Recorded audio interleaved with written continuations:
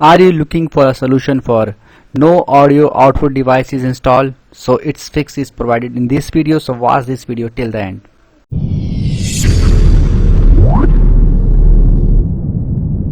To resolve no audio output device, first of all you need to automatically update audio devices. So make sure to update device drivers properly. Go to device manager and update all the drivers. You can go to device manager. This option sound, right click on this, uninstall it and then again reinstall it manually. It is very easy, just uninstall it and reinstall it. Okay, method is just click on window R and you can enter dev mg empty.msc. Now click on this option sound.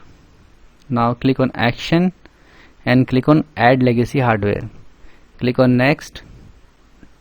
Select this option, click on next, select next. So after that you scroll down, select this option sound and click on next and just follow the online instruction, and after that restart your PC and it will definitely resolve this issue, and you will never face this error once again, and the audio output will work properly fine.